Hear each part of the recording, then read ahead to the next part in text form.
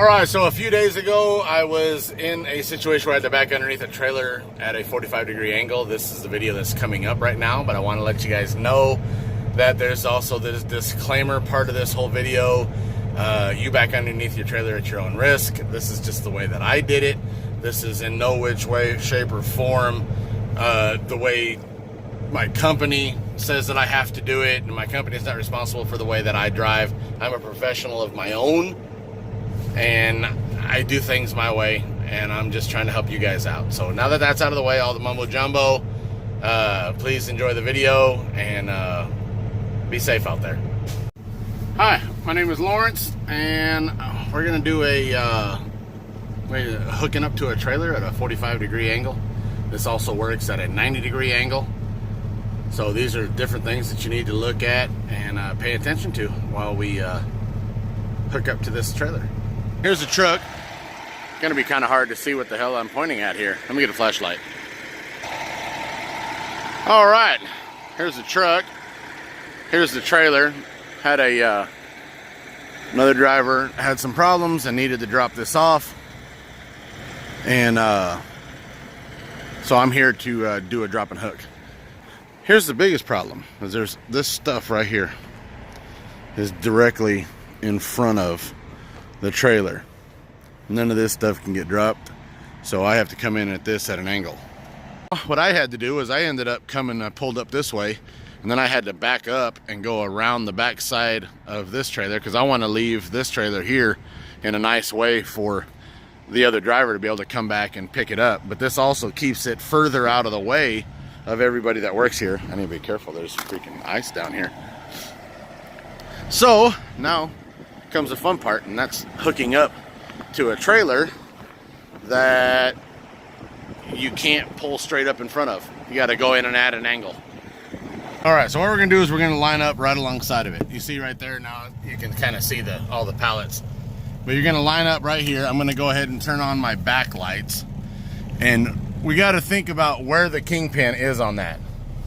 Now we're gonna pull up to see. Now we can look at this. We need to make sure that we're gonna be backing up straight with the kingpin. We already know what the kingpin is. So let's look at this. I look like I'm pretty well square with the rear end to the kingpin. The kingpin's right there. This is the center light, and that's pretty much straight.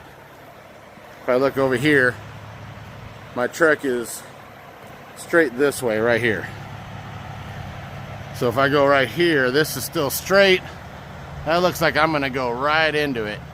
So now I gotta drop the suspension and back underneath it a little ways. You don't want to miss it, and you don't want to be too low. You get too low sideways, this is going to go in a lot further, so it's going to push up closer to your truck. You miss this fifth wheel, you're going to get the corner of this into the back of your truck. So we're going to go ahead and drop the suspension and back up just a little bit farther and come out and look at it again. All right, let's take another look at this. Now, we're right here on this corner edge, which, I mean, it's not supposed to normally be right there. So because it's such of a drop and I don't want to push on that corner too much, I'm going to go ahead and crank the dolly up a little bit because suspension's dropped. It won't go down any further. I want this to be able to go smoothly in to where it's headed. But we're also going to check this one more time to make sure that we are still in line, and it looks like we are. Pretty good and straight right there. So let's go ahead and raise this up a little bit so that we're not doing that coming underneath it so hard.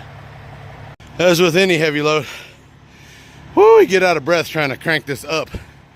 This is heavy. I thought of another reason you don't want to hit this hard from the side, because you're pushing on the landing gear the way it's not supported. It's not supported going this way across. You'll end up folding these legs over. Yes, they're cross supported there. It's just not safe, especially with a heavy load. So I've got this up a little higher. As you can see it was cutting into that just a little bit. That's another reason. The trailer is not designed to take a full brunt force right there on the corner, and you could end up damaging the trailer. So now I've got it to there. I'm gonna go ahead and back it, bump it just a little bit, see where I am. I'm gonna say it again, this is not something you want to force. So I went to here, it's starting to push on it a little bit. I don't like it when it's starting to push, so I'm gonna go ahead and crank it up a little bit more to make sure that it's up high enough. All right, I'm getting out of breath. All right, now it's up a little higher. I don't think it's gonna, well, it's gonna push it up just a little bit more. You see, right here is the center point. This part is gonna rock, but it's not gonna go up any higher, and I still got another inch or two to get underneath this thing. So let me crank it some more. All right, I'm a lot more comfortable with that. There's plenty of daylight underneath that. Let me get back underneath it, probably about another 2 foot, and we'll see how it looks according to this. I can't stress to you guys, your equipment should not be under a serious bind. Everything you should do should work smoothly and without a whole lot of effort. Otherwise, you're damaging your equipment, your driveline, your transmission, your engine, all that stuff, your axles. It all can hurt everything.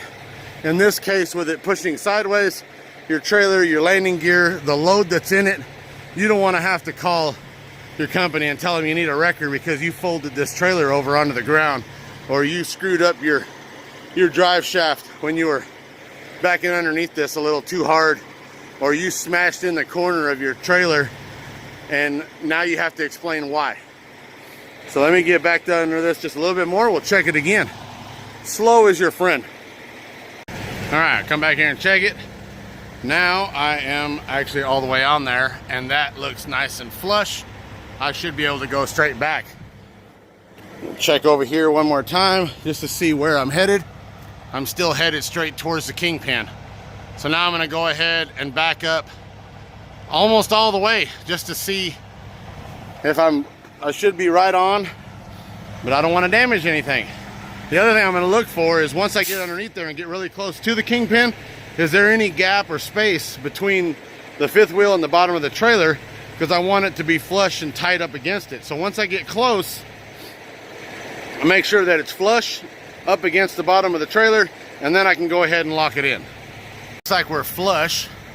That's looking good. Let's make sure that the landing gear is not getting over compromised. It just doesn't. I don't like the way that looks, but it's not really moving. It's just the way that it's sitting, because this is in a little bit of a dip and that's not, and this whole parking lot is at an angle.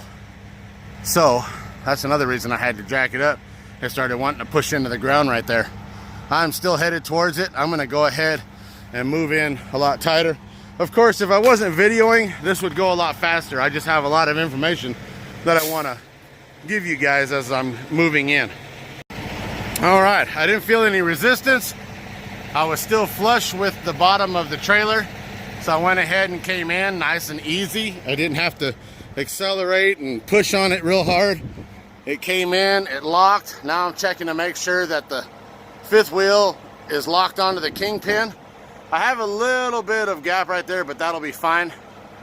It's flush over here. I'm gonna bring down the landing gear. Actually, I'm gonna bring up the air ride to help pick this up off the ground now.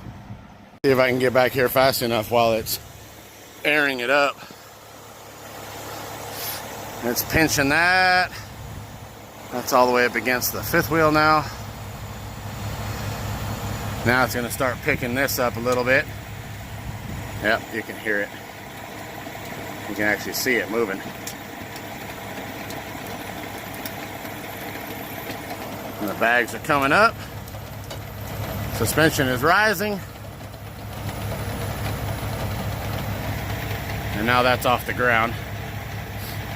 Kind of hard to see with the flashlight.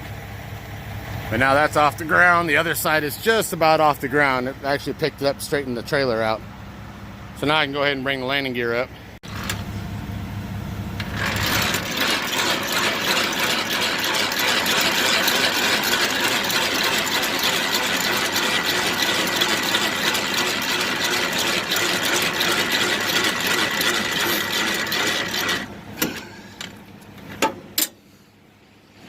that locked in. I'm gonna go ahead and hook up the airlines, the glad hands, and the pigtail over to this box here.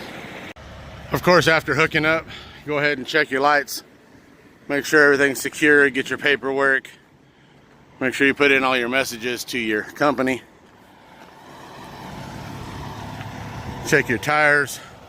This one's got the autofill, but you still want to give them a kick, because if that autofill only works when it's got air to it, so that a tire could have leaked out. This is the only time you're going to know that your tires are flat, is because there's no air to it and it's ran the air out of the tires.